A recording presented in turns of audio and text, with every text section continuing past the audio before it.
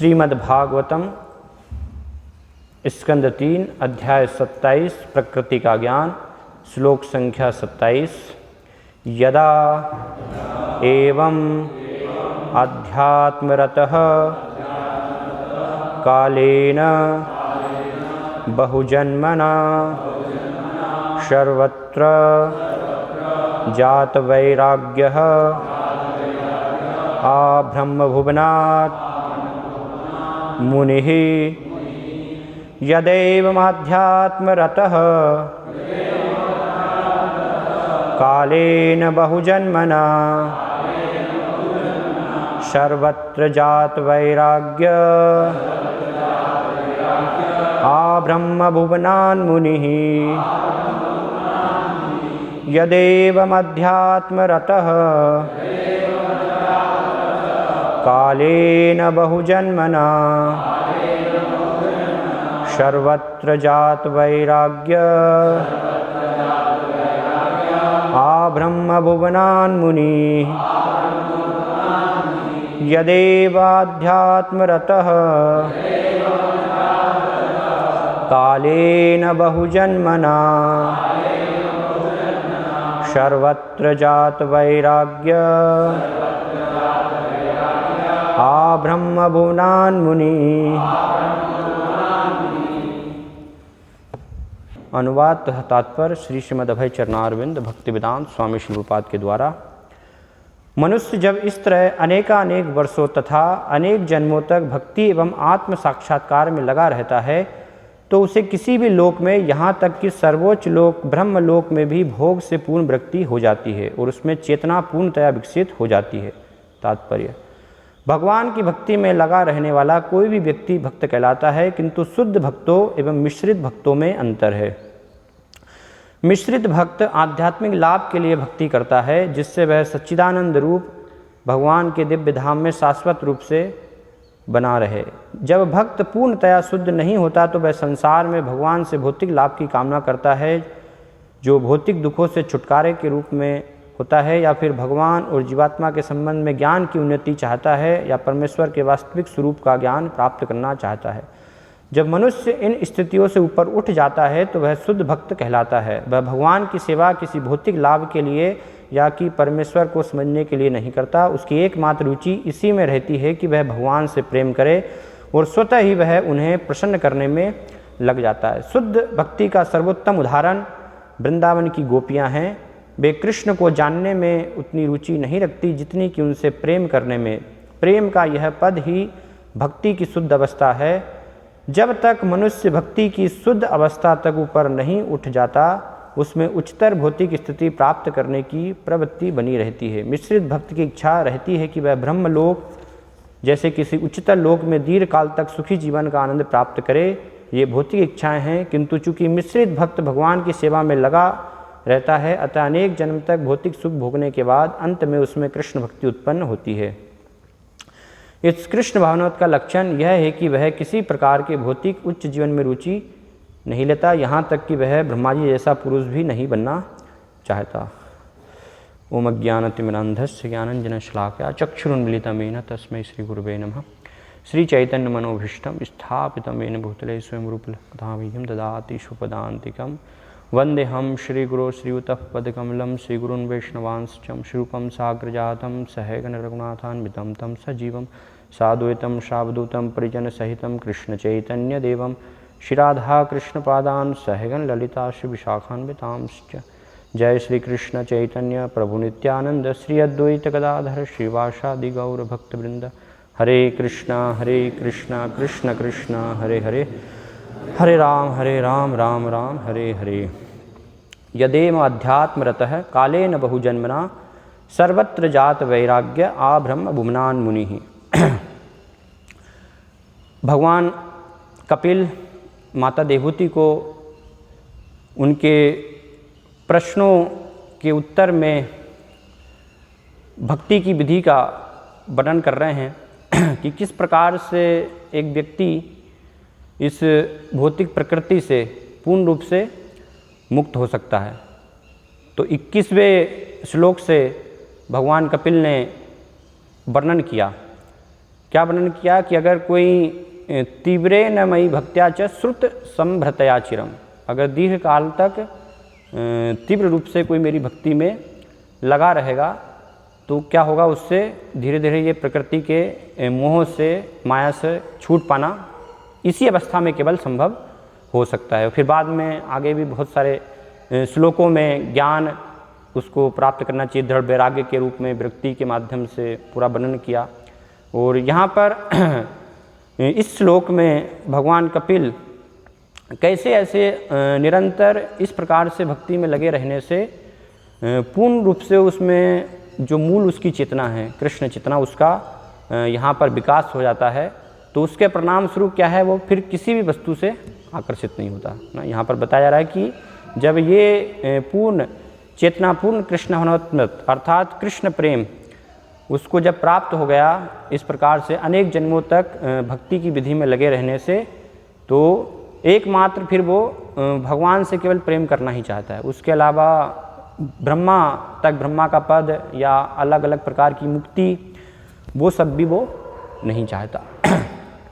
तो श्रीमद् भागवतम का उद्देश्य ये है, क्योंकि भागवतम में एकमात्र भक्ति का ही वर्णन किया गया है और इस भागवतम में जो भक्ति को बताया गया है उसको अगर कोई ग्रहण करता है तो पूर्ण रूप से ये संसार के बंधनों से वो निकल सकता है। यहाँ पर हम जो देख रहे हैं कि माता देवहूति ने जो प्रश्न किए, इसी प्रकार के प्रश्न श्रीमद् भागवतम के 11वें स्कंद में महाराज निमि का भी वर्णन आता है कि कब जब महाराज निमि से नव योगेंद्रों की भेंट होती है तो उनसे भी वो आत्मकल्याण के बारे में कि सर्वश्रेष्ठ आत्मकल्याण क्या है, किस प्रकार से हो सकता है, तो उनके इस प्रश्न के उत्तर में फिर नव योगेंद्रों में से कवि उनका इस प्रश्न का उत्तर देते हैं। तो श्री कवि जो है वो कहते हैं कि ये वही भगवता प्रोक्ता उपाया ही आत्म लब्धवय अंजय पुंसाम विदुषाम विद्धि भागवतान हितान। ये जो भागवत धर्म है, भागवतम की विधि है, इसको कोई पूरी गंभीरता के साथ पालन करता है तो एकमात्र इस विधि से उसका परम कल्याण हो सकता है। और भागवतम अर्थात भक्ति है ना। भागवतम का जो मुख्य सार है वो केवल इसमें एकमात्र भक्ति का ही वर्णन किया गया है। भक्ति के अलावा जो भी सब अनर्थ हैं वो सारी चीज़ों को श्रीमद् भागवतम से निकाल दिया गया है ना। इसलिए सर्वश्रेष्ठ अमलम पुराण के रूप में चेतन महाप्रभु इसको स्वीकार करते हैं, अपना मत देते हैं कि श्रीमद् भागवतम क्या है, प्रमाणम अमलम प्रेमापमर्थो महान है ना। श्री महाप्रभोर मतमिदम तत्रादरो न पर है, ये चेतन महाप्रभु का मत है। ये सर्वोच्च सिद्धांत, सर्वोच्च भक्ति को चेतन महाप्रभु यहाँ पर स्थापित कर रहे हैं। तो इस श्लोक में शुद्ध भक्ति के साथ, ये शुद्ध भक्ति का स्तर भगवान कपिल देव वर्णन कर रहे हैं कि जो शुद्ध भक्ति में लगा हुआ है वो प्रेम के अलावा, भगवान की सेवा के अलावा दूसरी कुछ भी वस्तु वो नहीं चाहता। लेकिन उसके साथ में क्या है, यहाँ पर मिश्रित भक्ति का भी वर्णन हो रहा है ना। इसलिए चेतन चेतामृत में भी कृष्णास कविराज गोस्वामी आदि लीला में 3 प्रकार की भक्ति का वर्णन करते हैं। एक सामान्य भक्ति जो कि नव दीक्षित भक्त हैं उसमें लग कर के उसको करते हैं। फिर शुद्ध भक्ति जब अनर्थों से पूर्ण रूप से मुक्त होकर के प्रेम के स्तर पर आकर के भक्ति की जाती है, शुद्ध भक्ति दूसरा। फिर तीसरा जो है विद्या भक्ति का वर्णन करते हैं। विद्या भक्ति अर्थात मिश्रित भक्ति, ज्ञान, कर्म और योग का जिनमें मिश्रण रहता है। तो इस प्रकार से 3 प्रकार की भक्ति का चेतन चेतामृत में उल्लेख किया गया है। तो यहाँ पर बताया गया है कि ये स्थिति जो इस श्लोक में भगवान कपिल देव वर्णन कर रहे हैं, ये स्थिति में कोई व्यक्ति प्राप्त हो सकता है, पूर्ण रूप से उसकी चेतना विकसित हो सकती। कब? जब वो निरंतर अनेक वर्षों तक शुद्ध भक्ति में लगा रहेगा। अगर उसकी विद्या भक्ति है, मिश्रित भक्ति है, तो उसके माध्यम से उसको ये स्थिति प्राप्त नहीं हो सकती। तो इसलिए पहले तो भक्ति की जो है परिभाषा समझना बहुत ही आवश्यक है हमें, कि वास्तव में भक्ति है क्या। उसको जब अच्छे से समझेंगे तभी हम शुद्ध भक्ति में लग पाएंगे। और शुद्ध भक्ति में क्यों नहीं लग पाते हैं? इच्छा तो होती है शुद्ध भक्ति करने की, लेकिन उसके बदले में ये मिश्रित विद्या भक्ति में वास्तव में हम लगे हुए होते हैं। तो उसका कारण क्या है कि संबंध ज्ञान में स्थापित नहीं होना ना। संबंध ज्ञान में संबंध ज्ञान अर्थात उसमें 4 चीज़ें बताई गई हैं ना, जीव, प्रकृति, भगवान और फिर उनका सबका आपस में जो है एक दूसरे से संबंध क्या है। तो इनको अगर कोई समझ रहा है तो फिर आगे चल कर के वो अच्छे से अभिधेय में लग पाएगा और फिर प्रयोजन तत्व को भी प्राप्त कर पाएगा। तो इस संबंध में स्थापित होना बहुत ही आवश्यक है। उसके नहीं स्थापित होने के कारण ही क्या है, मिश्रित भक्ति में हम भक्ति के नाम पर लगे होते हैं। तो अगर इसको कोई समझ जाए तो वो फिर शुद्ध भक्ति में लगेगा और ऐसी फिर शुद्ध भक्ति करने से धीरे धीरे धीरे उसको पूर्ण रूप से आत्म साक्षात्कार की अवस्था प्राप्त होगी। तो इसलिए रूप गोस्वामी की जो भक्ति की परिभाषा है वो उसमें सारे वास्तव में भक्ति के सिद्धांत रूप गोस्वामी प्रदान कर रहे हैं, है ना। जो भक्ति की परिभाषा है क्या है, अन्याभिलाषिता शून्यम ज्ञान कर्माधि अनावृतम अनुकूल्येन कृष्णा अनुशीलनम भक्तिरुत्तमा। ये उत्तम भक्ति है। परिभाषा दे रहे हैं कि उत्तम, श्रेष्ठ, शुद्ध या केवला भक्ति, अनन्य भक्ति, उसकी परिभाषा यहाँ पर क्या दे रहे हैं कि भक्ति अर्थात भक्ति मतलब जो है वो श्रीमती राधा रानी ही हैं स्वयं। तो भक्ति किसके लिए होनी चाहिए, कृष्णा अनुशीलनम। भक्ति केवल कृष्ण के लिए हो सकती है और किसी के लिए भक्ति नहीं हो सकती। राधा रानी सिर्फ जो है वो कृष्ण की है ना, और किसी की नहीं हो सकती है। तो इसलिए इसको पहले तो समझने की आवश्यकता है ना कि भक्ति अर्थात केवल कृष्ण के लिए। रूप गोस्वामी वर्णन करते हैं भक्ति रसामृत सिंधु में, एक तात्पर्य में वहाँ पर प्रपाल लिखते हैं कि भक्ति जो शब्द है ना, उसका अर्थ है वो केवल भगवान के लिए, एकमात्र कृष्ण के लिए ही प्रयुक्त किया जाना चाहिए। वर्तमान समय में अलग अलग प्रकार से भक्ति का प्रयोग किया जाता है। देशभक्ति है ना, माता पिता की भक्ति, साईं बाबा की भक्ति, देवी देवताओं की भक्ति, तो ये सब तो पूजा है ना। प्रपात बताते हैं कि ये क्योंकि बदले में कुछ इच्छा है हमारी मांग करने की, कुछ हम चाहते हैं, तो इसलिए उसको भक्ति नहीं कहा गया है। भक्ति केवल भगवान के लिए ही हो सकती है। तो ठीक है, रूप गोस्वामी की ये परिभाषा है कि भक्ति है कृष्ण के लिए, तो हम ठीक है कृष्ण की भक्ति कर रहे हैं हम। तो बहुत सारे हम देखते हैं वृंदावन में हैं, हरिद्वार, ऋषिकेश, ऐसे सब लोग जो हैं अपने भजन में लगे होते हैं, है ना। राधे राधे, वृंदावन में राधे राधे, गोवर्धन में राधे राधे, सब जगह राधे राधे बोलो, तो लगे होते हैं वो। लेकिन रूप गोस्वामी साथ में क्या कह रहे हैं कि कृष्ण के लिए भक्ति है, लेकिन क्या है, कृष्णा अनुशीलनम, है ना। भक्ति क्या है, एक अनुशीलन है। तो यहाँ पर इस शब्द को बोलने के माध्यम से जो ऐसे योगीगण हैं, तपस्वी ध्यान योगी जो हैं, उनको यहाँ पर उन्होंने खंडन कर दिया, है ना।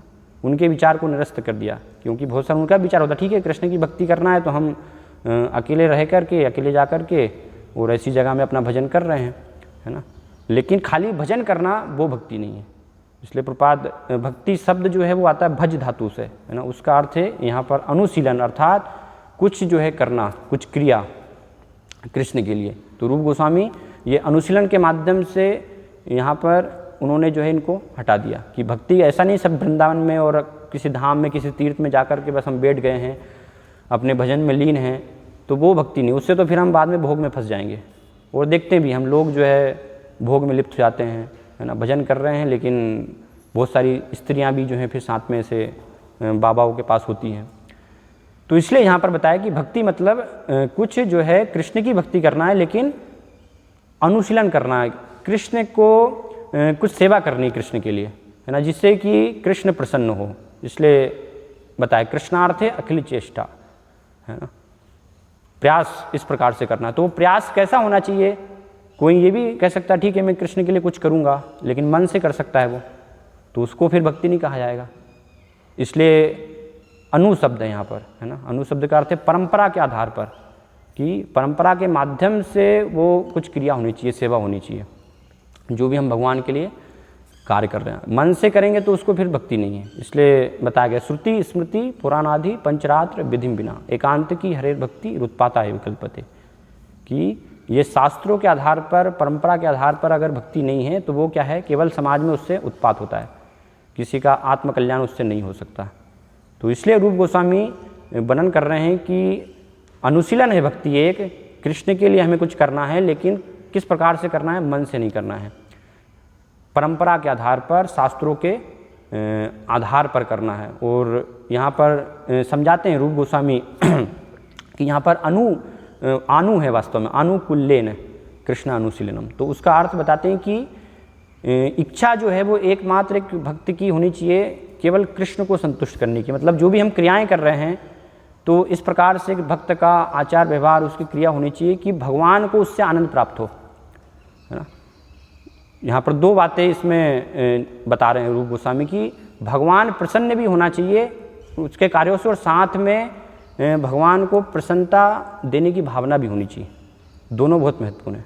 अनुकूल्येन कृष्ण अनुशीलनम, क्योंकि कुछ कार्य से भगवान प्रसन्न हो सकते हैं, लेकिन आवश्यक नहीं है कि वो उनके अंदर इच्छा भी हो भगवान को प्रसन्न करने की।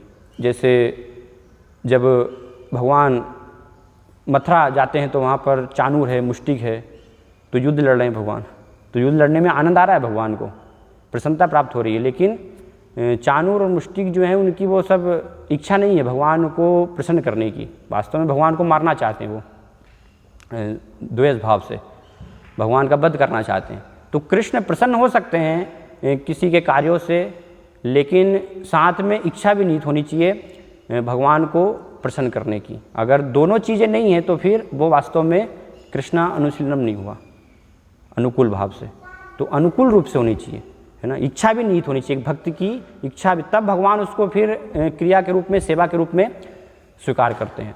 तो इसलिए रूप गोस्वामी एक 17वें या 18वें जो है चैप्टर में, अध्याय में लिखते हैं भक्ति रसामृत सिंधु में कि भगवान जो है भक्त की बाह्य क्रियाओं से प्रसन्न नहीं होते हैं, वास्तव में उसकी भावना को भी वो देखते हैं। भावना उसमें निहित होनी चाहिए, भावना नहीं है तो सिर्फ बाह्य जो क्रियाएं हैं भक्ति की या कुछ, तो उससे भगवान प्रसन्न नहीं होते हैं। वास्तव में भावना बहुत ही महत्वपूर्ण, वो निहित होनी चाहिए। मनोवृत्ति उसमें लिखते हैं रूप गोस्वामी की भगवान को प्रसन्न करने की वो मनोवृत्ति भी है, तो उससे प्रसन्न हो सकते हैं, है ना। जैसे भगवान के लिए किसी ने भोग बनाया, है ना, किचन में किचन टीम ने भोग बनाया, और भोग बना करके फिर उन्होंने जो है दे दिया पुजारी को, अर्पण करने वाले को। तो जो किचन वाले हैं उन्होंने तो बहुत प्रसन्नता से भगवान इसको ग्रहण करेंगे ऐसे भाव में जो है बनाया, लेकिन पुजारी तो क्या है, उसको वो सेवा वास्तव में बोझ लग रही थी, तो जबरदस्ती उसने सेवा ले ली। तो फिर बस फटाफट गए और जल्दी से जो है टन टन घंटी बजा दी और अपना बाहर कुछ भी अपने कार्य में लग गए बस, है ना। कई बार होता है ऐसा कि भूल गए, है ना, संडे प्रोग्राम में भूल गए हैं कि ये भोग भी निकालना है 15 मिनट के बाद, पता लगे 4 बजे तक भोग ही रखा हुआ है, दूसरे वक्त आ करके देख रहे हैं 4 बजे के बाद फिर भोग निकल रहा है। तो क्या है, ये भगवान कार्य हो रहा है यहाँ पर, लेकिन भगवान प्रसन्न होंगे इससे? भगवान जो है प्रसन्न नहीं होंगे। मतलब भगवान किससे प्रसन्न होंगे कि जो किचन टीम है उन्होंने अपना कार्य किया, उन्होंने भगवान के लिए बनाया, तो उनकी भक्ति से भगवान प्रसन्न हो जाएंगे, मतलब वो उनकी भक्ति मानी जाएगी। लेकिन जो पुजारी है कि वो भावना निहित नहीं है, वहाँ पर भाव नहीं है, बस एक क्रिया बस कर रहे हैं, आर्टिफिशियल मशीन जैसे बस करना है, लगाना है बस। तो क्या होगा फिर, भगवान उसकी भक्ति को ग्रहण नहीं करेंगे, है ना। जो कुकिंग करने वाले उनकी तो भक्ति हो गई, लेकिन पुजारी की वहाँ पर भक्ति नहीं होगी। तो इसलिए बताया गया कि ये भावना भी होनी चाहिए, दोनों चीज़ महत्वपूर्ण है। कृष्ण को प्रसन्न, कृष्ण मतलब प्रसन्न भी होना चाहिए जो भक्त कार्य कर रहा है, सेवा कर रहा है, और साथ में प्रसन्नता देने की इच्छा भी होनी चाहिए। तो उसको कहा गया है अनुकूल्येन कृष्ण अनुशीलनम। फिर प्रश्न उठ सकता है कि ठीक है, ये भी कोई कर रहा है इस प्रकार से कि हाँ हम सब कर रहे हैं, लेकिन साथ में थोड़ा हम टीवी भी देख लें, है ना, सेवा थोड़ा कर लेते हैं, फिर थोड़ा जो है टीवी भी देख लेते हैं, थोड़ा योग थोड़ा भोग, इस प्रकार से। तो उसके लिए फिर बता रहे हैं कि एकमात्र ये इच्छा होनी चाहिए कृष्ण को प्रसन्न करने की, लेकिन साथ में अन्याभिलाषिता शून्यम, कि दूसरी कोई भी इच्छा नहीं होनी चाहिए, है ना। ऐसा नहीं कि भक्ति बस थोड़ा समय दिन में जो है भक्ति, फिर रात में जो है टीवी में लग गए हम देखने में, मूवी देखने में, तो वो वास्तव में फिर उसको अनुकूल भाव से शुद्ध भक्ति नहीं कहा जाएगा, है ना। तो इसलिए कह अन्याभिलाषिता शून्यम, कि कृष्ण को प्रसन्न करने की इच्छा है वो अच्छा है, लेकिन साथ में दूसरी कोई भी इच्छा नहीं होनी चाहिए, दूसरी बाकी की जो भी सब इच्छा हैं वो शून्य होनी चाहिए, है ना, जीरो होनी चाहिए। इस प्रकार से वहाँ पर वर्णन कर रहे हैं। तो इसमें भी बता रहे हैं अन्याभिलाषिता, है ना, अभिलाष का वर्णन नहीं कर रहे हैं, विलासिता। विलासिता का अर्थ रूप गोस्वामी समझाते हैं कि इच्छाओं, अन्य जो अभिलाष है वो भी नहीं होना चाहिए और साथ में उनका हृदय में बीज भी नहीं होना चाहिए। क्योंकि हो सकता है कि हमने बाहर से सब कार्यों को रोक दिया है, हमारी कोई इच्छा नहीं है ना, हम भक्ति करने का प्रयास कर रहे हैं, लेकिन वो अंदर इच्छाएं हो सकती हैं, है ना। जैसे राजा परीक्षित सुखदेव गोस्वामी से पूछते ना 6वें स्कंद से पहले वहाँ पर कि ये सब प्रायश्चित की जो विधि है पाप कर्मों की, तो उससे तो क्या होता है, सब पाप नष्ट हो जाते हैं, लेकिन वो बीज जो इच्छाओं का है वो हृदय में रहता है। तो दोबारा से फिर क्या होता है, इच्छाएं पनप जाती हैं, दोबारा से इच्छाएं जाती हैं। तो ये तो वास्तविक विधि नहीं है, इससे तो कैसे व्यक्ति पूर्ण रूप से शुद्ध हो पाएगा। तो इसलिए यहाँ पर बता रहे अन्नाभिलाषिता, ता भी लगा रहे हैं। तो उसका अर्थ समझाते हैं कि जो अंदर जो इच्छा है उनको भी हमें कल्टीवेट नहीं करना है, पूरा जड़ से ख़त्म कर देना, एक प्रकार से मूल से ही सारी नष्ट हो जानी चाहिए। बाहर से क्रिया के रूप में तो है, अंदर भी ऐसा नहीं कि हम अंदर जो है कल्टीवेट कर रहे हैं उनको, तो उसको तो फिर शास्त्रों में मिथ्या बताया गया है ना, मिथ्या ब्रह्मचारी, कि बाहर से दिखाने का प्रयास नहीं कर रहे हैं लेकिन अंदर वो सब इच्छाएं हैं और उनको हम अंदर ही अंदर संजो कर रखे हुए हैं। तो दोनों चीज़ यहाँ पर फिर वर्णन कर रहे हैं कि एकमात्र कृष्ण की इच्छा होनी चाहिए, दूसरी कोई भी अभिलाषिता नहीं होनी चाहिए और साथ में उनकी अंदर जो है भावनाएं भी नहीं होना चाहिए, वो भी पूर्ण रूप से खत्म हो जानी चाहिए। तो उसको शुद्ध भक्ति। और फिर आगे वर्णन करते हैं कि ठीक है, ये भी हो गया फिर ज्ञान कर्मादि अनावृतम, कि उसमें कोई भी जो है ज्ञान का, कर्म का, ये सब मिश्रण नहीं होना चाहिए, है ना। कोई अन्य इच्छाएं नहीं है, लेकिन भक्ति में भी कुछ इच्छाएं हो सकती हैं, है ना।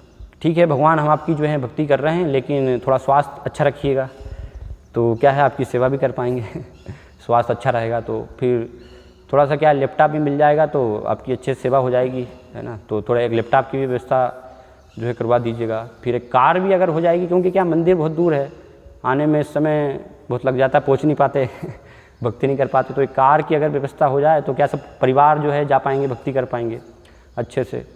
तो ये सब क्या है, ज्ञान कर्मादि अनावृत। कर्म मतलब आवृत है, ये इच्छाएं भी अगर है तो भगवान। शुद्ध भक्ति क्या है कि जिस स्थिति में भी भगवान हमें रख रहे हैं, है ना, अहेतु की अप्रतिहता। इसलिए भागवतम में वर्णन किया गया ना, सबे पुंसाम परो धर्मो यतो भक्तिर अधोक्षज अहेतुक की अप्रतिहता यजात्मा सुप्रसिद्धि, कि कोई उसके पीछे कारण नहीं होना चाहिए, उद्देश्य अहेतुक की अप्रतिहता। भगवान जिस स्थिति में रख रहे हैं वैसी स्थिति में हमें भक्ति करने के लिए तैयार होना चाहिए, है ना। ऐसा नहीं कि कष्ट खत्म हो जाए, कुछ हो जाए तो हम भक्ति करेंगे, तो वो भी फिर मिश्रित है ना, कर्म से मिश्रित, ज्ञान से मिश्रित। और ज्ञान कर्मादि, आदि बता रहे हैं, आदि का अर्थ है योग, योग मिश्रित भी नहीं होना चाहिए। तो इस प्रकार से योग, तपस्या, त्याग, ये सब से इनका सबका किसी भी प्रकार से मिश्रण नहीं होना चाहिए। तो उसको कहा गया है उत्तम भक्ति, शुद्ध भक्ति। और यहाँ पर वर्णन कर रहे हैं रूप गोस्वामी, ज्ञान कर्मादि अनावृतम, अर्थात आवृत नहीं होना चाहिए। ऐसा नहीं बोल रहे हैं ज्ञान कर्मादि शून्यम, कि ज्ञान कर्म जो है शून्य होना चाहिए। क्योंकि कई बार भक्तों का विचार होता है कि गोपियाँ तो क्या महान भक्त हैं, जैसे यहाँ पर उदाहरण दिया जा रहा है सर्वश्रेष्ठ भक्तों का, तो ज्ञान की क्या आवश्यकता है, सब ज्ञानी बनने की आवश्यकता नहीं है। इतने सारे सब शास्त्र पढ़ना, सिद्धांतों को जो है समझना है, ये ज्ञान लेने की कोई आवश्यकता नहीं है। बस प्रेम जो है करना है ना, भगवान से बस भावना होनी चाहिए। भगवान तो प्रेम के ही बस में होते हैं, तो हमें ज्ञान की क्या आवश्यकता है, सब ज्ञान की आवश्यकता नहीं है। और रूप गोस्वामी ने बताया भी कि वो तो मिश्रित है, ज्ञान कर्मादि अनावृतम। तो इसलिए यहाँ पर अनावृत बोल रहे हैं, शून्य नहीं बोल रहे हैं, कि ऐसा नहीं है कि ज्ञान और कर्म पूरा शून्य हो जाना चाहिए। रूप गोस्वामी समझा रहे हैं कि जो शुष्क ज्ञान है और भक्ति से अलग जो कर्म है, सकाम कर्म, जिसमें कि स्वर्ग में जाने की इच्छा है, भोग करने की इच्छा है, वो सब वैसे कर्म से, वैसे कार्यों से आवृत भक्ति नहीं होना चाहिए। लेकिन भक्ति में कर्म की आवश्यकता है, भक्ति में ज्ञान की आवश्यकता है ना। किस प्रकार के कर्म होना चाहिए, कृष्ण भावनावित कर्म। इसलिए प्रपाद भगवद गीता में कर्म योग को भी कृष्ण भावना भावित कर्म के रूप में वर्णन करते हैं। तो कृष्ण के लिए जो कार्य है वो तो करने की आवश्यकता है, उसको नहीं त्यागा जा सकता, उसको नहीं छोड़ा जा सकता है। तो जो सकाम कर्म है, शुष्क ज्ञान है, वो कर्म और ज्ञान छोड़ करके और भगवान के लिए कर्म करने की आवश्यकता है। और भगवान के लिए फिर भगवान को समझने के लिए, क्योंकि भक्ति करनी है तो बिना ज्ञान के भक्ति नहीं हो सकती है। इसलिए चेतन महाप्रभु वर्णन करते हैं, सिद्धांत बलिया चित्ते ना करहु आलस, यहाँ हैते कृष्ण लागे सुधड़ मानस, कि इससे क्या होगा, पूर्ण रूप से हम दृढ़ता से पूरा सिद्धांतों में स्थापित होने की आवश्यकता है, तभी वास्तव में भक्ति में हम आगे बढ़ सकते हैं। बिना सिद्धांतों को समझे भक्ति में आगे नहीं बढ़ा जा सकता, क्योंकि फिर वो मिश्रित रूप में कहीं ना कहीं भक्ति हो सकती है। हम नाम ले सकते हैं, सारी क्रियाएं कर सकते हैं, लेकिन अच्छे से नहीं समझ रहे हैं तो ये सब मिश्रण हो सकता है।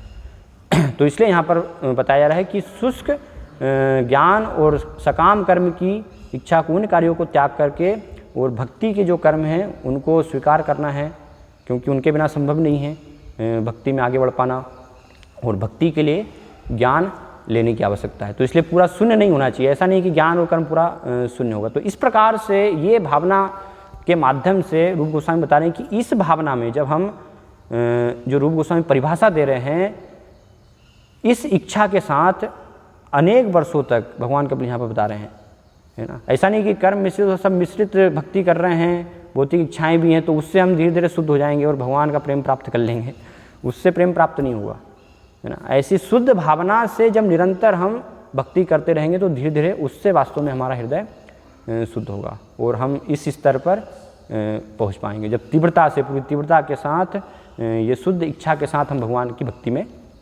लगें। तो इसलिए यहाँ पर उदाहरण दिया जा रहा है कि भगवान की शुद्ध भक्ति जो है वो क्या है, गोपियों के माध्यम से हम सीख सकते हैं ना। श्रीपाद उन्होंने कर रहे हैं कि जो गोपियों ने इस प्रकार की जो भक्ति की सर्वश्रेष्ठ, जिसमें कि भक्त भगवान की सेवा के अलावा, भगवान की प्रसन्नता के अलावा और कुछ भी नहीं चाहता है, उसकी और कोई दूसरी रंच मात्र भी उसकी इच्छा नहीं है, ना। श्रीपाद यहाँ पर वर्णन कर रहे हैं, मुक्ति भी नहीं चाहता, सायुज मुक्ति की तो बात ही छोड़ दें, है ना। वो तो भक्त नरक के समान मानता है, केवलम नरकायते, है ना, कि नरक में जाना उसको स्वीकार है, लेकिन ये केवल मुक्ति उसको नहीं चाहिए, क्योंकि नरक से तो क्या हो जाएगा, वहाँ पर भक्त लोग जाते हैं, नारद जी जाते हैं तो कल्याण हो सकता है ना, या अगले जीवन में लाभ हो सकता है। लेकिन एक बार ये भावना से कोई ग्रसित हो गया तो उसके सारे जन्म जन्म पूरे नष्ट हो सकते हैं, है ना। जन्म जन्मांतर तक उसके भक्ति में आने की संभावना नहीं है।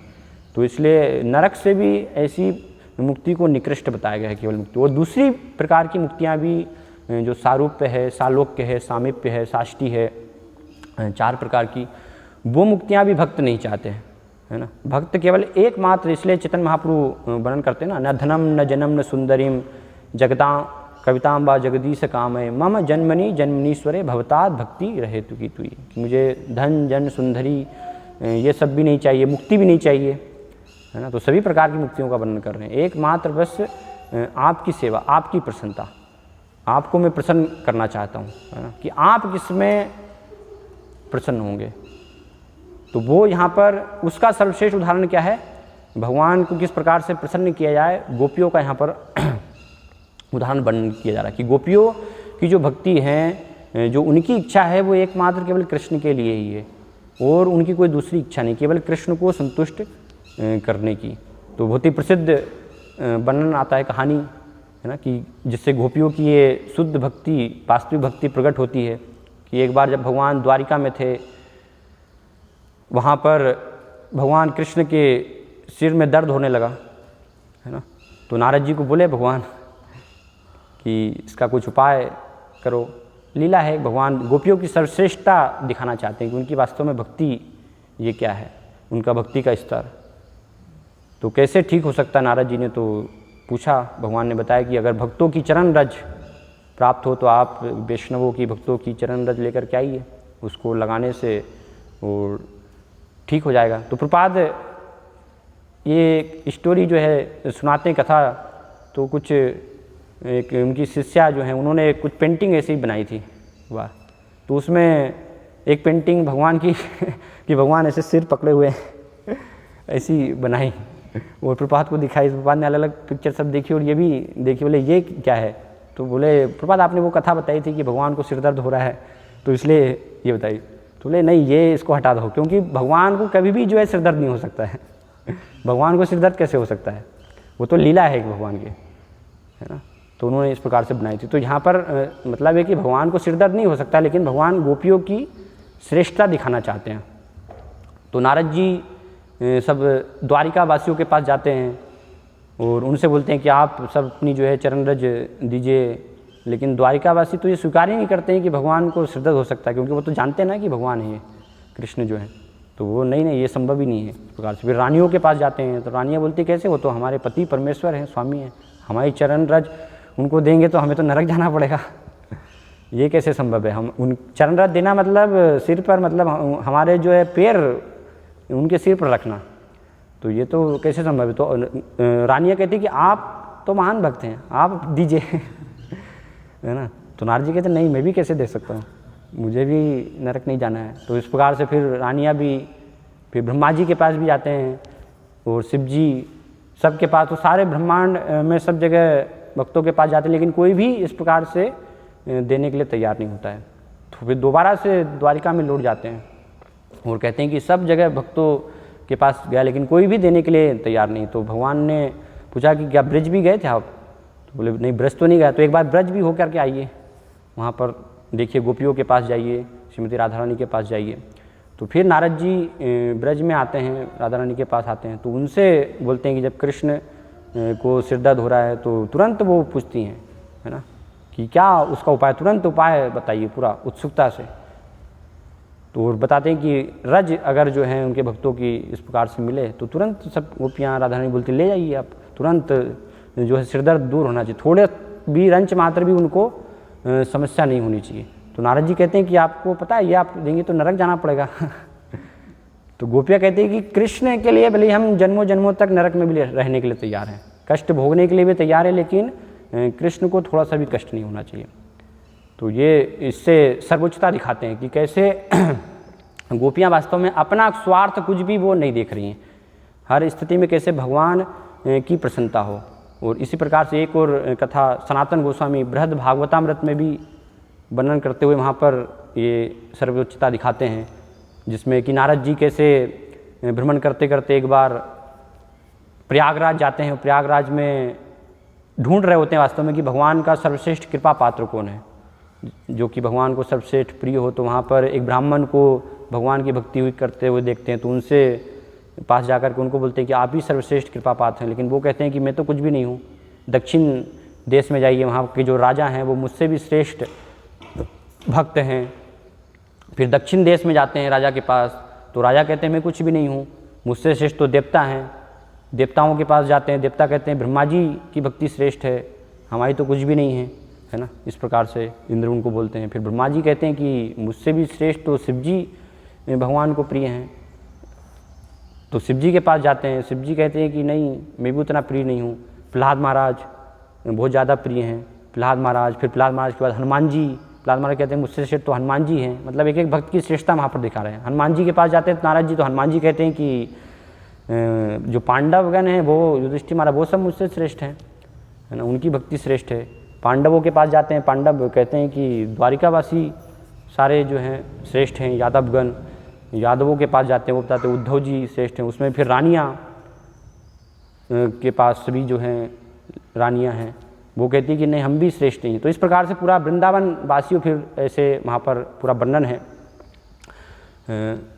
कि किस प्रकार से श्रीमती राधा रानी और गोपियों की फिर भक्ति उसमें सर्वश्रेष्ठ होती है, और सभी गोपियों में भी श्रीमती राधा रानी जो है वो सर्वश्रेष्ठ भक्ति के रूप में। या एक बार जब बृहद भागवतामृत में भी वर्णन करते हुए कहते हैं कि जब कुरुक्षेत्र में जब मिलते हैं भगवान, वहाँ पर एकत्रित होते हैं, तो वहाँ पर भी ये चर्चा होती है कि कौन भगवान का श्रेष्ठ है। तो वर्णन होता है कि ये सभी जो रानियाँ हैं, है ना, रुक्मणी, सत्यभामा, इस प्रकार से ये सब श्रेष्ठ हैं।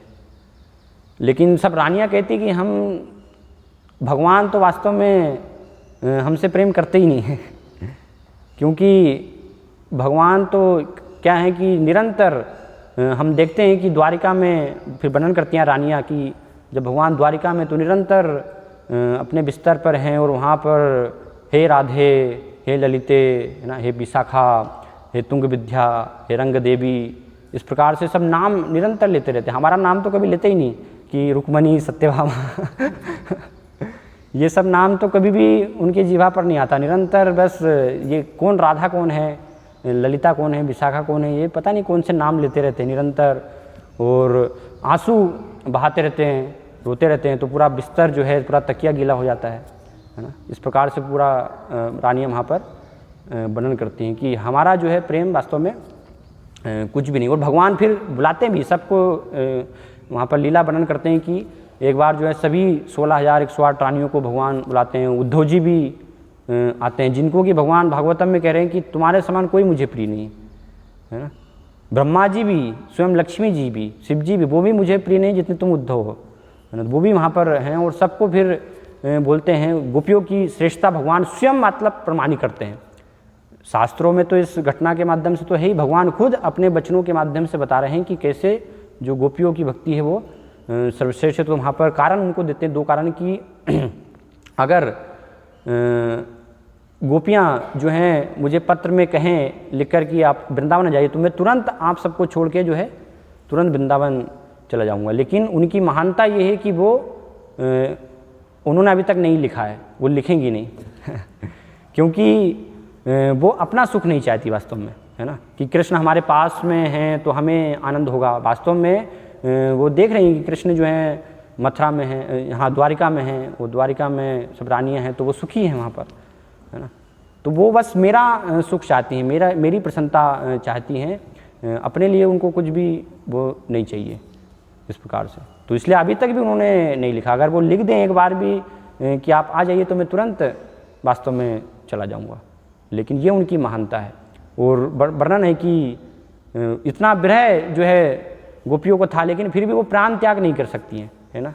क्योंकि वर्णन है कि अगर प्राण हम त्याग कर देंगे और भगवान कभी आए वृंदावन और उन्होंने अगर यहाँ पर हमको नहीं पाया, तो फिर भगवान को दुख होगा। तो इसलिए गोपियों को कष्ट हो रहा है, भगवान अभी द्वारिका में है, विरह का जो है कष्ट है लेकिन फिर भी ऐसी स्थिति है। उद्धव जी जब जाते तो उद्धव जी वर्णन करते हैं कि उनकी मरणासन स्थिति, आप जाइए भगवान तो आपके जाने से उनको प्राण दान प्राप्त होगा ना, उनको जीवंत वो हो जाएंगी, पूरा मृत जैसे उनकी अवस्था है इस प्रकार से। तो ऐसी गोपियों की सब अवस्था थी, लेकिन फिर भी प्राण त्याग नहीं कर सकती, वो मर नहीं सकती, क्योंकि भगवान अगर नहीं पाएंगे, जब आएंगे देखेंगे तो उनको कष्ट होगा, उनको दुख होगा। तो इस प्रकार से ऐसे अलग अलग शास्त्रों में ये सब गोपियों की महानता का वर्णन किया है। लेकिन प्रश्न उठता है कि बहुत सारे लोग बोलते हैं श्रीमद् भागवतम जो सर्वोच्च शास्त्र है उसमें क्यों नहीं वर्णन है। अगर इस प्रकार से सर्वश्रेष्ठ ये भक्त हैं तो राधा रानी हैं, उनका तो नाम ही नहीं है यहाँ पर श्रीमद् भागवतम में वर्णन नहीं है। तो उसका कारण वर्णन करते हैं वास्तव में कि सुखदेव गोस्वामी जब ये भगवान की लीलाओं का वर्णन करते हैं तो प्रथम स्कंद में वर्णन है कि बहुत सारे ऋषि मुनि भी वहाँ पर आए थे, है ना। उनके सब नाम दिए गए हैं प्रथम स्कंद के 19वें अध्याय में कि पिपलायन है, अत्रि है, गौतम है, वशिष्ठ है, चौवन ऋषि है। ऐसे महान महान सारे ब्रह्मांड से सब ऋषि वहाँ पर उपस्थित हुए।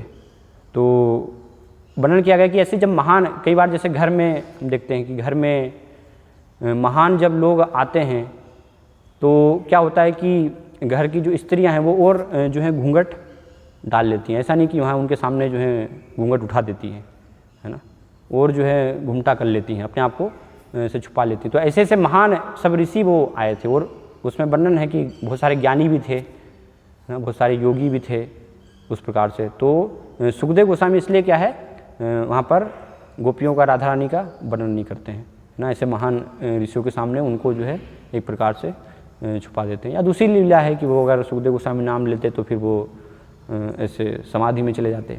तो राजा परीक्षित के पास तो 7 ही दिन थे।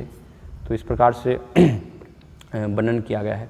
तो ऐसा नहीं कि वर्णन नहीं है, क्योंकि भक्ति का ही पूरा श्रीमद् भागवतम में वर्णन है और भक्ति जो है वो तो श्रीमती राधा रानी ही है, उन्हीं का ही विस्तार है भक्ति की महाभाव स्वरूपा।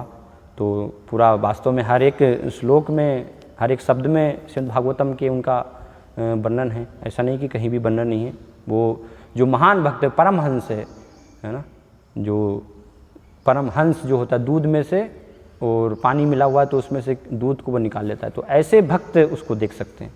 वो जो उस स्तर पर नहीं है तो वो नहीं दिखाई देगा उनको कि हाँ यहाँ पर वर्णन नहीं है। लेकिन जो परमहंस है वो देख पाते हैं कि हर जगह वास्तव में ये गोपियों की महानता को दिखाया गया है। तो इस प्रकार से यहाँ पर ये श्लोक में ये सर्वोच्च भक्ति का भगवान कपिल देव वर्णन कर रहे हैं कि किस प्रकार से हमें ये एक भक्ति की भावना होती है। कोई भी दूसरी इच्छा हमारी नहीं होनी चाहिए, केवल कृष्ण को हमें प्रसन्न करने के लिए निरंतर वो इच्छा के साथ हमें भक्ति करने का प्रयास करना चाहिए। तो इस प्रकार की भक्ति जब हम ये साधनावस्था में अभी हम बात कर रहे हैं, जब साधनावस्था में ऐसी शुद्ध इच्छा से हम भक्ति करते रहेंगे कई समय तक, तो फिर उससे क्या होगा, भक्ता संजायते भक्ता, भक्ति से भक्ति आती है। तो फिर ये साधना भक्ति से फिर प्रेम भक्ति है ना। और प्रेम भी किस लिए प्राप्त करना है कि ऐसा नहीं कि बस हमने प्रेम प्राप्त कर लिया तो हमें आनंद आएगा।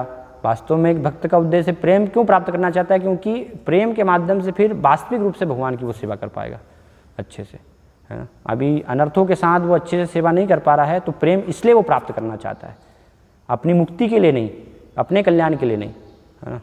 शुरुआत में हम वर्णन करते हैं इस प्रकार से कि हाँ ये जगत से मुक्त होना है, कष्टों से हमें मुक्त होना है, लेकिन वो सिर्फ इच्छा नहीं होना चाहिए। अगर वो इच्छा भी है तो उसको भी यहाँ पर इस उच्च स्तर की भक्ति में शामिल नहीं किया गया है। धीरे धीरे जैसे जैसे भक्त फिर ज्ञान प्राप्त करता है तो वो समझता है कि वास्तव में मुक्ति, मुझे जगत के कष्टों से भी मुक्त नहीं होना है ना। शुद्ध स्तर जो यहाँ पर दिखाया जा रहा है गोपियों के माध्यम से, वो तो क्या है कि भले ही जन्म जन्म भी हम नरक में भी रहें, है ना, और हमें कष्ट प्राप्त, अगर कष्ट देने में भी भगवान को आनंद आ रहा है तो वो भी हमारे लिए अच्छा है उसमें भी, लेकिन भगवान एकमात्र जो है प्रसन्न होने चाहिए। और इसी को चैतन्य महाप्रभु अपने शिक्षाष्टकम में भी दिखाते हैं। ये जो भावना वास्तव में गोपियों की, सर्वश्रेष्ठ श्रीमती राधा रानी की 8वां अंतिम श्लोक शिक्षाष्टकम का, उसमें वर्णन करते हैं, आश्लिष्य वा पादरताम पिनष्टु माम अदर्शनान मरमहताम करोतु वा यथा तथा वा विदधातु लंपटो मत प्राण नाथस्तु सैव ना पर। तो ये पूरी शुद्ध भावना को वहाँ पर भी चैतन्य महाप्रभु, क्योंकि चैतन्य महाप्रभु उसी को देने के लिए आए थे, वो भक्ति सिखाने के लिए, तो उसको वहाँ पर वर्णन कर रहे हैं कि गोपियों की क्या भावना है। विशेष रूप से श्रीमद् राधा रानी ने ही ये श्लोक वर्णन किया, तो उनके भाव में ही चैतन्य महाप्रभु कहते हैं कि एक भक्त की इच्छा क्या है, आश्लिष्य, वो भगवान से जो है आलिंगन, उसका एक एक शब्द का अर्थ वहाँ पर वर्णन करते हैं। आश्लिष्य अर्थात प्रपाल लिखते हैं कि आलिंगित होना चाहता है, उसकी आशा रहती है एक भक्ति की कि मैं भगवान की सेवा कर रहा हूँ तो भगवान जो है एक ना एक दिन मेरा जरूर अवश्य आलिंगन करेंगे। लेकिन साथ में आश्लिष्य बा का अर्थ है कि अगर भगवान प्रश्न करते हैं कि ठीक है अगर मैंने आलिंगन नहीं किया तो क्या उस अवस्था में भी भक्ति होती रहेगी, तो फिर जो गोपियाँ राधा रानी हैं वो कहती है कि हाँ उस अवस्था में भी भक्ति चलती है, आप आलिंगन करें चाहे ना करें, आश्लिष्य वा, है ना। तो वो भी, और आश्लिष्य आलिंगन का अर्थ क्या है वहाँ पर भक्त वर्णन करते हैं कि आपके चरण कमलों में एक किंकर के रूप में वास्तव में शामिल होना, पादरताम, है ना। ये वास्तव में उसका आश्लिष्य का अर्थ है कि आपके चरण कमलों में हम एक धूल के कण के रूप में बस शामिल होना चाहिए, वो हमें उस रूप में आप स्वीकार कर लें। लेकिन भगवान कहते हैं कि ठीक है अगर वो चरण कमलों में मैं आश्रय नहीं भी दूं तो उस अवस्था में भी क्या भक्ति, तो फिर पनष्टु माम, अगर आश्रय ना देकर के चरणों के तहत रोन डालूं मैं तुम्हें, तो गोपियाँ कहती कि हाँ भले आप इस प्रकार से कीजिए पिनष्टु, तो भी हम आपकी जो है आप ही एकमात्र प्राणनाथ रहेंगे, आपकी भक्ति करते रहेंगे। और पिनष्टु की बात आदर्श नाम कि ठीक है चरणों के माध्यम से भगवान जो है रोंद रहे हैं, लेकिन साथ में मरमहताम की मन के माध्यम से जो है मरमाहत कर रहे हैं, है ना। वो एक मानसिक क्लेश प्रदान कर रहे हैं, ये तो एक शारीरिक क्लेश है, ठीक है शारीरिक क्लेश में भक्त भक्ति कर रहा है, लेकिन साथ में मानसिक क्लेश, तो उसमें भी गोपियाँ कहती है कि उस स्थिति में भी हम एकमात्र आपकी भक्ति करते रहेंगे।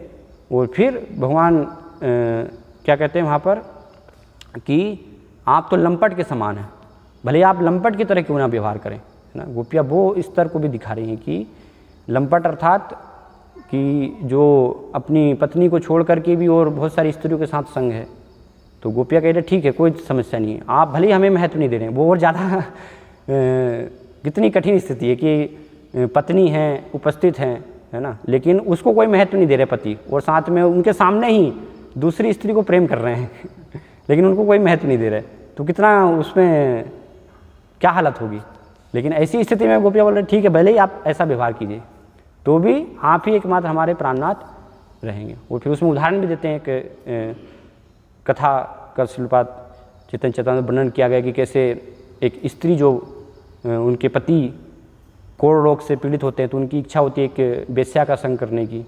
उनके जो ग्राम में जो एक प्रसिद्ध वेश्या थी, लेकिन धन नहीं था उतना जो है वेश्या के पास जाने के लिए, उसको देने के लिए। तो पत्नी जो है वो उनकी सेवा करती है वेश्या की, जा कर के रोज़ उनके घर की सारी साफ सफाई सब कुछ करना। फिर एक दिन वो पूछती हैं कि आप इतने दिन से बिना कुछ मांगे, बिना कुछ लिए जो है सेवा कर रही हैं, मेरे घर की सारी साफ सफाई सब कुछ कर रही हैं, तो क्या वास्तव में आपकी इच्छा क्या है? तो फिर बताती है कि मेरे पति जो हैं उनकी इस प्रकार से इच्छा है कि वो आपका संग करना चाहते हैं। तो फिर उनसे प्रसन्न होकर के वो वेश्या कहती है ठीक है आप उनको लेकर के आइएगा। और वहाँ पर फिर वो वेश्या के माध्यम से उनको अपनी पत्नी का भी महत्व पता चल जाता है कि ये कितनी सती हैं, तो फिर वो ऐसे उनके साथ वापस आते हैं। तो ये कथा वर्णन की जाती है। तो इस प्रकार से हम देख सकते हैं कि हर स्थिति में मतलब तैयार है। तो ये सर्वोच्च स्तर को चैतन्य महाप्रभु वर्णन कर रहे हैं। इसलिए कि आचार्य श्रीनाथ आचार्य जो श्रीमद् भागवतम 10वें स्कंद की टीका है चैतन्य मंजूषा, उसमें भी वर्णन करते हैं आराध्यो भगवान ब्रजय स्तनय तद्धाम वृंदावनम, कि ये भगवान का जो धाम वृंदावन वो सर्वश्रेष्ठ है, ब्रजेंद्र नंदन वो भगवान जो है श्रेष्ठ है। और जो भक्ति गोपियों ने की रम्मा काचिद उपासना ब्रजबधु बर्गेन या कल्पिता, कि वो सर्वश्रेष्ठ है। तो ये चैतन्य महाप्रभु ये मत इस प्रकार से वर्णन कर रहे हैं। तो ऐसी भावना में हमें भक्ति करने की आवश्यकता है। अगर ये भावना नहीं है और ज्ञान मिश्रित सब कर्म मिश्रित वो सब मिश्रण है जो कि अधिकतर होता है, तो फिर कभी भी संभावना नहीं है। इसलिए बहुत दुर्लभ बताया गया ना कि भक्त बनना, शुद्ध भक्त इतना आसान नहीं है ना। कोटि कर्म निष्ठे मध्य एक ज्ञानी श्रेष्ठ, की कहीं कहीं जो है कर्म निष्ठों में सकाम कर्मियों में से एक ज्ञानी श्रेष्ठ होता है। ऐसे ज्ञानियों में से भी करोड़ों करोड़ों में से एक जो सिद्धि वास्तव में प्राप्त कर लेता है वो ज्ञानी से। और ऐसे सिद्धों में फिर एक भक्ति विशिष्ट है, एक भक्त जो है वो बहुत विशेष हो सकता है।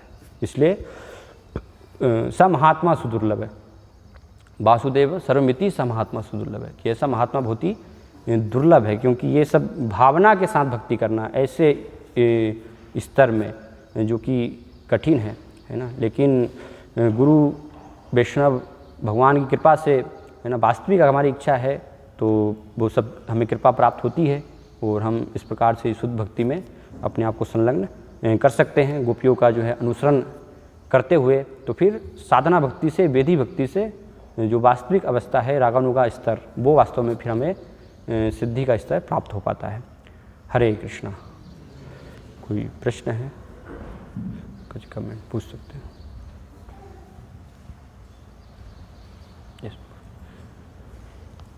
आपने कहा कि वो अनुशीलनम को समझाते हुए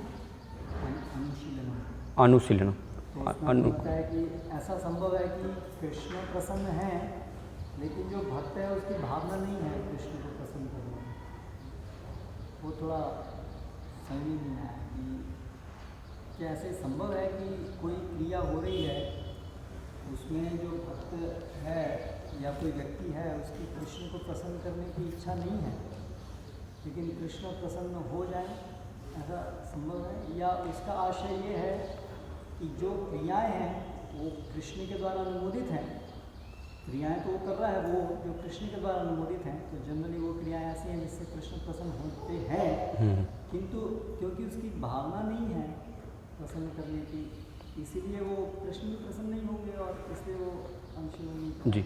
मतलब भावना का वहाँ पर अर्थ बताया है। जैसे दो चीज़ उसमें जो मैं समझा उसमें वर्णन वहाँ पर किया गया है कि मतलब सेवा करने की इच्छा है, कुछ क्रिया करना है, लेकिन वो इच्छा भी होनी चाहिए।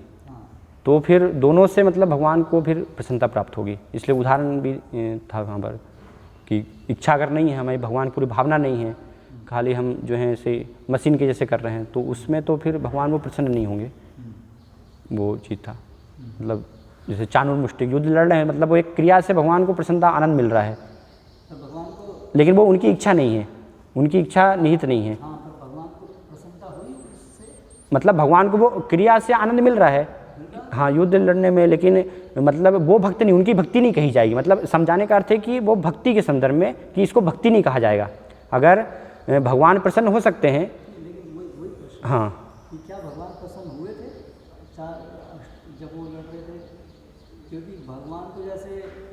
बनना चाहते हैं तो इसलिए अपने भक्तों को भेजते हैं, नहीं तो बाकी तो भगवान क्या चीज़ आकर्षित करेंगे, क्रियाएं तो जिसमें भक्ति भावना नहीं है वो क्रियाएं कैसे भगवान को पसंद कर रहे हैं, यही प्रश्न है।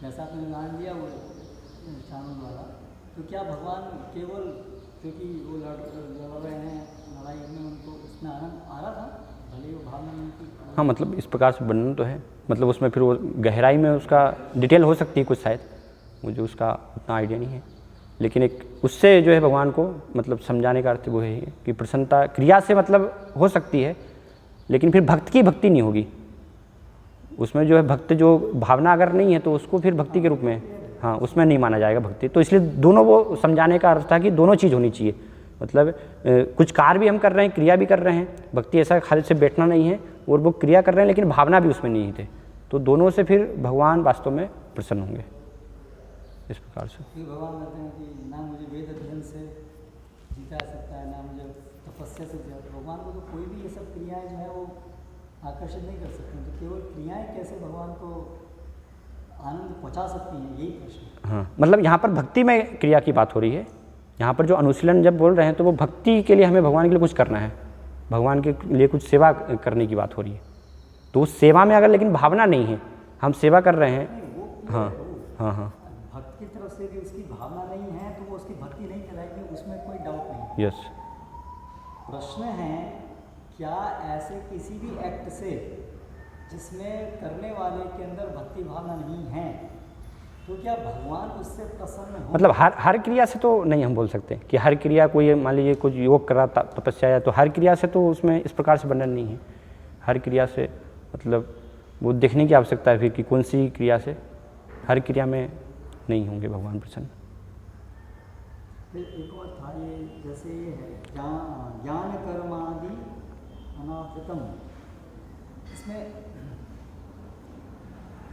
जैसे आवृत नहीं होना चाहिए ज्ञान से,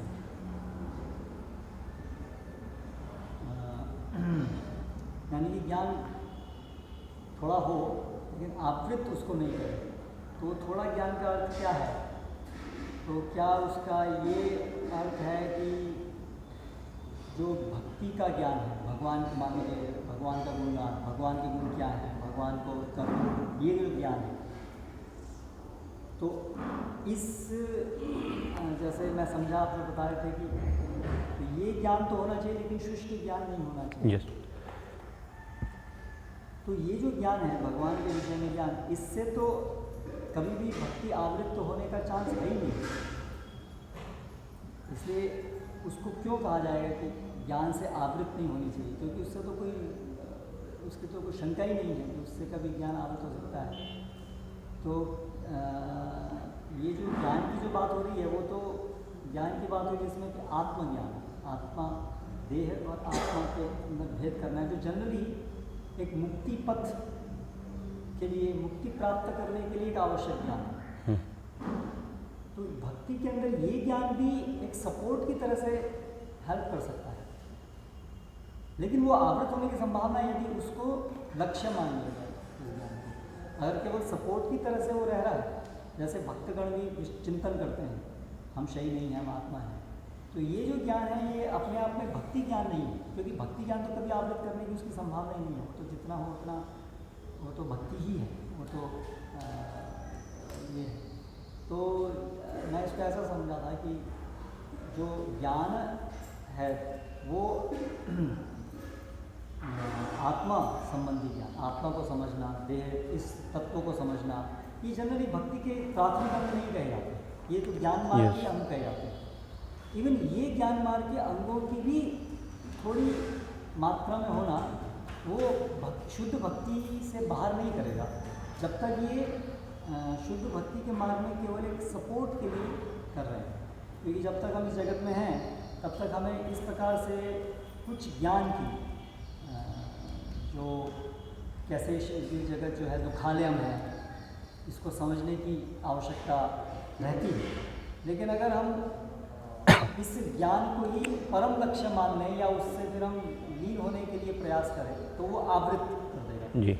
उसी प्रकार से ऐसे कर्म है, तो अभी कर्म की जो परिभाषा है कि इस शरीर की देखभाल के लिए किए जाने वाले कार्य, तो अगर उन कार्यों को भक्ति के सपोर्ट के लिए किया जाता है, क्योंकि हमें भक्ति करनी है तो अभी इस भौतिक जगत में हमें शरीर है, इसे शरीर की देखभाल करनी है, तो इसीलिए वो शून्य नहीं कर सकते उसको, कर्म शून्य, क्योंकि उसकी आवश्यकता है। लेकिन जब तक वो भक्ति के सबॉर्डिनेट है, भक्ति प्राथमिक है और वो जो कर्म है शरीर की देखभाल है, जब तक केवल भक्ति को सपोर्ट करने के लिए, तब तक वो अलाउड है, तब तक वो शुद्ध भक्ति के अंदर आएगा, क्योंकि उससे वो भक्ति आवृत नहीं होगी, क्योंकि वो भक्ति को सपोर्ट करता है। लेकिन जहाँ पर वो शरीर की देखभाल प्राथमिक हो जाए, भक्ति गौण हो जाए, यस, वहाँ फिर वो हम कहेंगे कि अभी कर्म में उसको आवृत हो गए।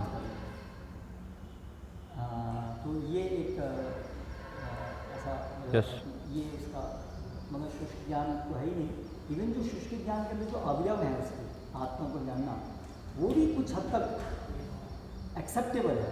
यस, भक्ति ठाकुर उसमें बताते हैं कि ये जो विश्लेषण चिंतन करना, ये भी ब्रेन को स्ट्रॉन्ग करता है, माइंड को स्ट्रॉन्ग करता है, जिससे कि भक्ति के लिए सहायता मिलती है। भक्ति का अंग नहीं है, लेकिन ये सहायता के रूप में जब तक हैं तब तक शुद्ध भक्ति के अंदर उनका समावेश हो सकता है। जैसे एक और चीज़ वो है ना कि जैसे शरीर की देखभाल करने की इच्छा, कभी जैसे हम लोग बीमार होते हैं तो हम भी डॉक्टर के पास जाते हैं, दवाई लेते हैं, तो फिर क्या वो मिश्रित भक्ति के अंदर आएगा? क्योंकि हम लोग भी शरीर के लिए कुछ कंसिडर कर रहे हैं कि भाई शरीर ठीक रहे भक्ति करने के लिए, तो क्या वो फिर मिश्रित भक्ति के अंदर मतलब बहुत उसमें ज़्यादा नहीं होना चाहिए वो भावना हमारी कि हम शरीर के बारे में ही बस उसको ठीक रखने के बारे में ही सोच रहे हैं, इतना कि हम वास्तव में उसका उद्देश्य होना चाहिए कि भगवान की सेवा कर रहे हैं। तो भगवान की सेवा के लिए ये अभी आवश्यक है, तो इसलिए हमें इस प्रकार से कार्य करना है। हाँ, मतलब वो एब्सोल्यूट नहीं हाँ। है। जैसे सारे उदाहरण थे कि मान लीजिए कार है या कोई भी चीज़ है, तो वो ऐसे सिंपल स्टेटमेंट नहीं है कि कोई भी व्यक्ति अगर बोल रहा है कि मुझे कार चाहिए मंदिर आने के लिए, दैट मीन्स वो निश्चित भक्ति है। उसको देखना पड़ेगा कि रियली क्या वो उसका पर्पस क्या वास्तव में, मतलब उसमें बताने का यह था कि मांग अगर कर रहे हैं हम, मतलब इच्छा की बात हो रही है। जैसे शुद्ध भक्ति में यहाँ पर बता रहा है कि कोई इच्छा नहीं होनी चाहिए, लेकिन भगवान से हम मांग रहे हैं कि भगवान जो है मुझे ये प्राप्त हो जाए, तो वो फिर वहाँ पर उसको मिश्रित करा, मतलब भगवान की सेवा की इच्छा होनी चाहिए हमें, और फिर भगवान की सेवा के लिए भगवान की इच्छा से हम कर्म कर रहे हैं, तो उसमें जो प्राप्त हो रहा है तो ठीक है, उसमें हम प्रयास कर सकते हैं। लेकिन ऐसा एक मांगना कि हमें धन प्राप्त हो जाए, मतलब वो तो फिर उस प्रकार से मिश्रण कहा जाएगा ना उसको। अगर इच्छा है, मांगने की इच्छा है, तो मतलब वो उस प्रकार से समझा रहा था मैं कि मांगने की इच्छा नहीं होनी चाहिए प्राप्त करनी। जैसे पांडव है, पांडवों ने कष्ट है तो उन्होंने कभी नहीं भगवान से बोला, भगवान पास में थे, लेकिन कभी प्रपात उदाहरण देते हैं कि कभी नहीं कहा कि हमारे कष्ट दूर हो जाएं, हमें आप हमारे साथ में हैं, कुछ समस्या आ रही है तो नहीं, तो वो इच्छा नहीं होनी चाहिए। फिर भगवान अपनी इच्छा से भक्तों का ध्यान रखते हैं, भक्तों के लिए वो सब लगे हैं सेवा में, तो सारे कष्ट दूर करेंगे, भगवान उनकी चिंता करेंगे, लेकिन भक्ति की कुछ भी इच्छा नहीं होनी चाहिए, वो समझाने का अर्थ था।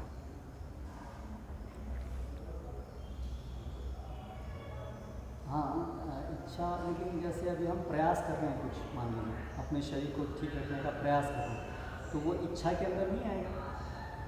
इच्छा होगी तभी तो हम उसको ठीक रखने का प्रयास करेंगे। हाँ हाँ, मतलब उसमें फिर शास्त्र के आदेशों के अनुसार, जैसे गृहस्थों के लिए फिर बताया है नियम कि एक गृहस्थ को जो है किस प्रकार से कार्य करना चाहिए, तो वो शास्त्रों के अनुसार अपनी अवस्था में जो है धन का हमें कैसे सदुपयोग करना है अपने से भगवान की सेवा के लिए, तो उनको तो कार्य करना ही पड़ेगा। लेकिन कार्य करके जो धन कमा रहे हैं तो फिर उसका वास्तव में लाभ भगवान की सेवा में होना चाहिए। अगर वो भगवान की सेवा में लगा रहे हैं तो उस प्रकार से फिर वो अनुमोदित होगा।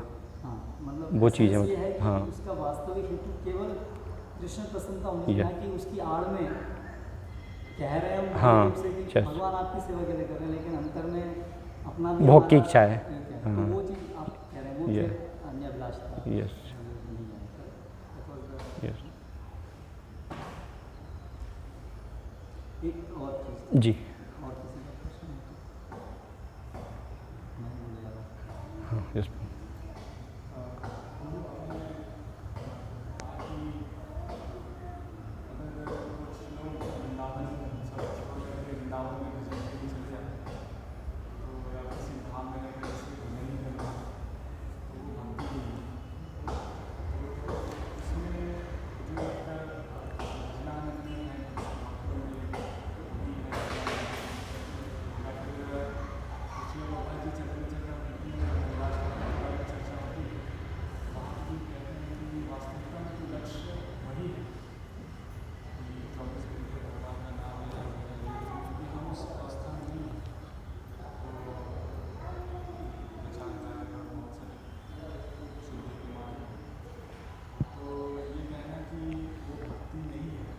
नहीं, इस प्रकार से नहीं है। वहाँ पर कहने का मतलब क्या है उसको समझने की आवश्यकता है कि अधिकतर इस प्रकार की स्थिति होती है। आप देखिए कितने जो हैं, जब भक्ति सिद्धांत महाराज गए तो भक्ति सिद्धांत महाराज ने देखा कि एक जो सब बाबा जी भजन कर रहे हैं लेकिन एक भी शुद्ध भक्त नहीं है। भक्ति सिद्धांत महाराज का स्टेटमेंट है कि एक भी जो है वहाँ पर उस समय वृंदावन में शुद्ध भक्त नहीं है। तो कहने का मतलब क्या है कि लोग जो हैं अपनी अभी बद्धावस्था में, हम उस स्तर पर नहीं हैं, तो हमें गुरु के आदेशों के अनुसार वास्तव में भक्ति का पालन करने की आवश्यकता है। अगर हम स्वतंत्र रूप से कि हाँ वृंदावन में भजन करना चाहिए तो उससे तीव्र प्रगति होगी, अपने मन से हम बस चले जाएं, तो वो वास्तव में वहाँ पर भजन नहीं होता है। भजन के नाम पे फिर भोग होता है। ऐसा नहीं कि नहीं हो सकते हैं, कोई कोई हो भी सकते हैं अनोखे जो है भक्त वहाँ पर इस प्रकार से, लेकिन ज़्यादातर में इस प्रकार की श्रेणी है कि ऐसे सब जो गुरु के आदेशों का पालन नहीं करके अपने मनमाने ढंग से, तो वो वास्तव में फिर भक्ति नहीं है उसमें, है ना। और पतन होगा, क्योंकि गुरु का आदेश पालन नहीं कर रहे हैं, अवज्ञा कर रहे हैं, तो निश्चित तौर पर करते भी हैं तो फिर पतन होता है ना। शिवपाद के हम जिन देखते हैं बहुत सारे शिष्य जो हैं राधा कुंड पर जाकर के भजन उन्होंने करने का प्रयास किया, लेकिन पतन हुआ कुछ समय के बाद, स्त्री में भोग में वो सब फंस गए। तो इसलिए प्राथमिक एक बद्ध अवस्था में जो जीव एक साधक है उसके लिए बताया कि हमें जब तक पूर्ण रूप से वास्तव में सिद्धि प्राप्त नहीं हो जाती है, हमें ऐसा नकल करने का प्रयास नहीं करना है। जब तक हम प्रेम के स्तर पर नहीं आ जाते हैं तब तक हमें ये विधि विधानों को त्यागने की आवश्यकता नहीं है, नियमों को छोड़ने की आवश्यकता नहीं है, इसलिए हमें प्रचार करने की आवश्यकता है, इसलिए एकांत में जाने की आवश्यकता नहीं है, क्योंकि निश्चित तौर पर वहाँ पर माया का प्रभाव होगा। इसलिए हमें लड़ना है माया से, है ना, प्रचार करना है, तो उससे हमारी रक्षा होगी। इसलिए प्रभुपाद ने कहा कि अर्जुन के जैसे मैं लड़ते हुए ना जाता हूँ अंतिम समय तक, है ना, वो स्थिति वर्णन किया गया। तो उससे फिर सिद्धि प्राप्त होगी। ऐसे तथाकथित छोड़ करके हम चले जाएं तो वहाँ पर संभव नहीं है।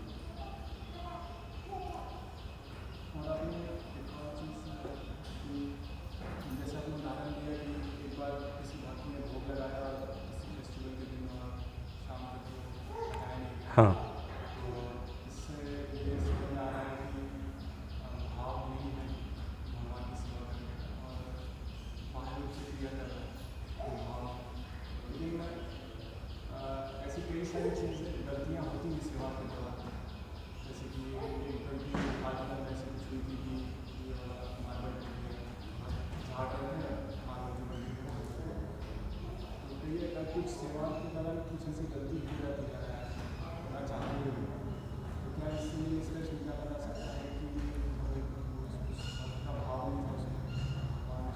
नहीं, यहाँ पर तो दिखाई दे रहा है ना, भावना है, मतलब पूरा फिर आप सतर्क रहेंगे ना, आप जागरूक रहेंगे कि भगवान को मैंने भोग लगाया है, तो बताया गया ना कि भगवान को भोग किस प्रकार से लगाना चाहिए, उसकी विधि है कि अब भगवान को भोग लगा कर हम भगवान से प्रार्थना कर रहे हैं, भगवान का भोग मंत्र गा रहे हैं, ये नहीं लगा के घंटी बजा के और कहीं भी हम घूमने चले गए हैं, फिर ध्यान ही नहीं है, फिर अचानक से ध्यान आया, तो वो लापरवाही के कारण ही ये स्थिति होती है।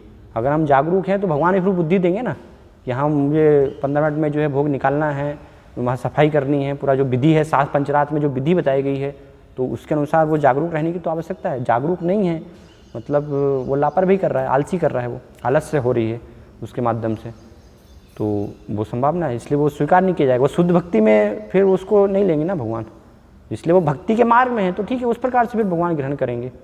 ये यथामाम प्रपद्य थे, क्योंकि अभी प्रयास कर रहा है वो, तो उस प्रकार से फिर भगवान उसको कृपा मिलेगी।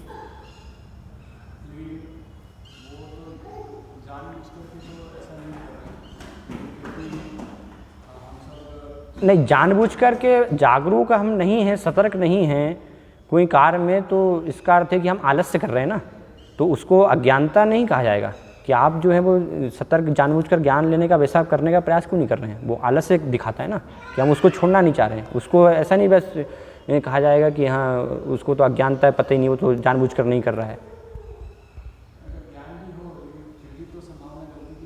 हाँ, गलती की फिर हो सकती है, अगर जो आप अच्छे से कर रहे हैं और उसमें भी कुछ हो सकती गलती, है ना, उसमें हो सकती है, लेकिन उसमें भी फिर भक्त की भावना है ना कि मुझसे गलती हो गई, तो भगवान भक्त जो है और पश्चाताप करेगा, है ना, भक्त जो है कि ये गलती कैसी, छोटी सी भी गलती मुझसे क्यों हुई, है ना, वो ऐसे लगे हुए हैं भक्त जो पूरा सतर्क हैं, तो वो फिर प्रयास करते हैं उस प्रकार से उस गलती को भी सुधारने का, क्यों किस कारण से ऐसी गलती हुई, है ना, भगवान से प्रार्थना करेंगे। लेकिन वही गलती बार बार हो रही है और हम उसमें उसको गंभीरता से नहीं ले रहे हैं, तो वहाँ पर तो दिखाता है कि वो आलस्य है वास्तव में।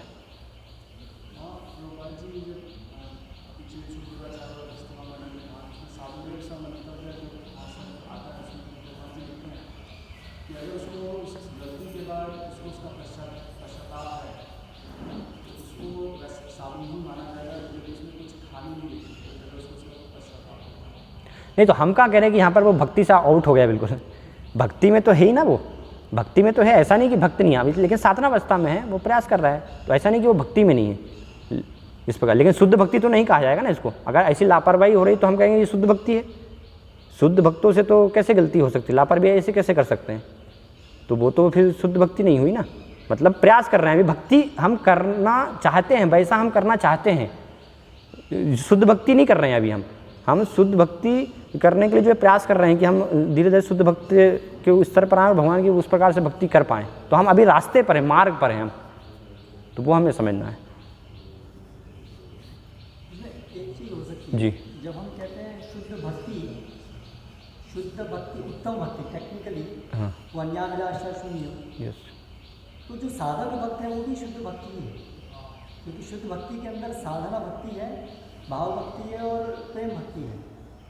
तो साधक भक्त है, साधना स्तर है, वो भी शुद्ध भक्ति है ना, क्योंकि उत्तम भक्ति शुरू हो गई ना। हाँ, मतलब शुद्ध भक्ति है, लेकिन वो मतलब वो प्रयास में लगे हुए हैं, अभी रास्ते पर हैं।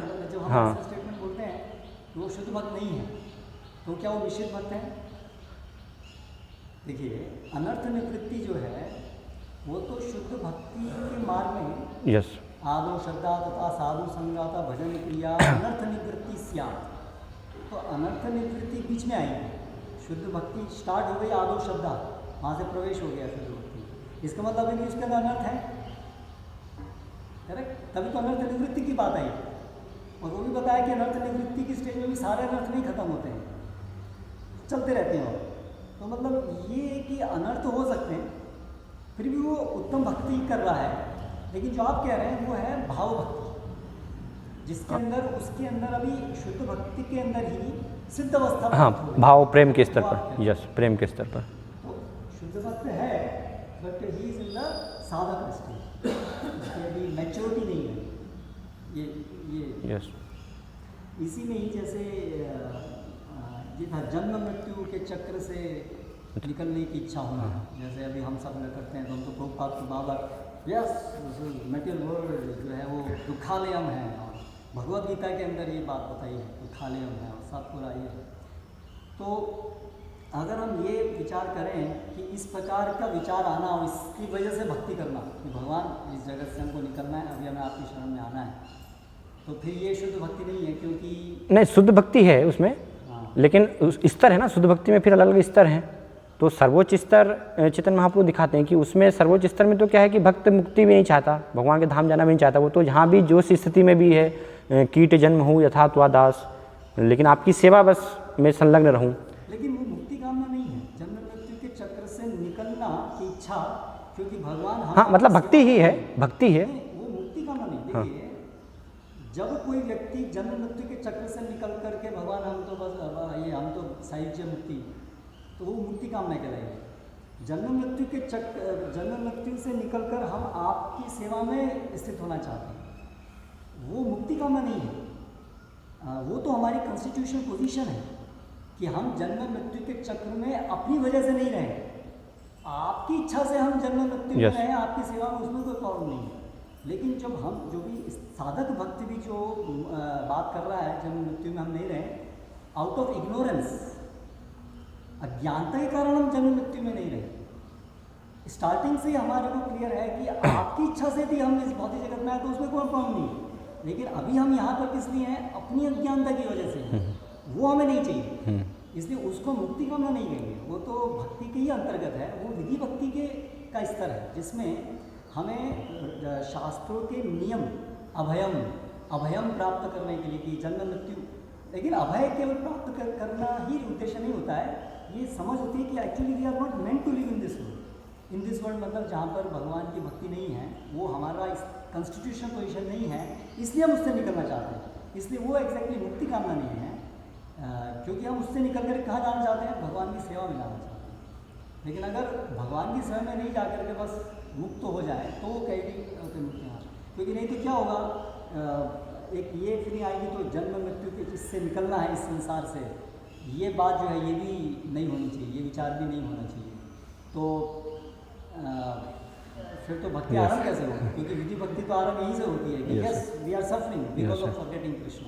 तो वी आर सफरिंग, ये चीज़ जो है वो उसको सोचना समझना वो गलत नहीं है। नहीं, वो तो इसलिए मैंने बताया कि वो प्रारंभ में तो वो हमें आवश्यकता ही नहीं, लेकिन वो स्तर बताने का था कि जैसे जैसे भक्ति में आगे बढ़ता है तो फिर उसकी ये भी इच्छा नहीं रह जाती कि ठीक है हाँ, ये विचार भी नहीं रहता कि भगवान अगर चाहें जन्म भी हो मेरे बार बार भी हो तो कोई समस्या नहीं मुझे। वो विचार तो स्टार्टिंग से ही है। तो हाँ, इस प्रकार से वो विचार तो स्टार्टिंग से ही है कि भगवान आपकी इच्छा से हम यहाँ आए, उसमें कोई प्रॉब्लम नहीं है। वो तो स्टार्टिंग से ही है शुद्ध भक्त के अंदर। लेकिन एक रागानुगा स्तर पे या जो भक्त जो आगे हैं वो भौतिक जगत का दुख तो अनुभव करना ही बंद कर देते हैं, इसलिए वहाँ पर तो ये बात ही नहीं है कि भौतिक जगत से हमें निकलना है।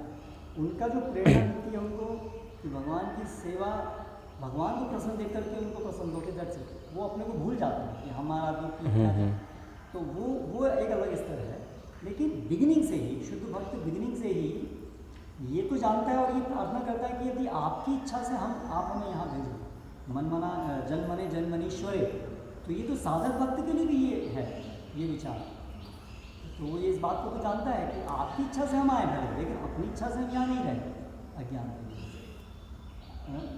के। यस, मतलब साधक वो इस श्रेणी में अगर आ जाता है, वो शुद्ध भक्ति की भावना से पूरे भक्ति प्रयास करता है तो बस उस स्तर पर है। यस, लेकिन क्या प्रारंभ में हर साधक की वो स्थिति नहीं होती ना, जैसे जो अन्याभिलाषिता शून्यम का पूरा जो भाव है जो श्लोक में बताया गया है, वो स्तर पे हर मतलब साधनावस्था में एक नवांकुतिक भी लग रहा है तो वो पूरी उस प्रकार से भावना नहीं होती। एक चीज़ को लेकर के हम जैसे बताया गया भक्ति में आ सकते हैं, अर्थो अर्थात जिज्ञासु ज्ञानी उस श्रेणी में बताया गया है, तो वो तो धीरे धीरे वो स्तर पर जब तब तक वो फिर अन्य हाँ यस तब तक वो उससे बाहर है। हाँ कोई अन्य इच्छा यस है यस या लाइक दैट। यस, तो साधना में ये स्तर पर जब करना प्रारंभ कर देते हैं तो फिर हम उनको उस श्रेणी में कर सकते हैं।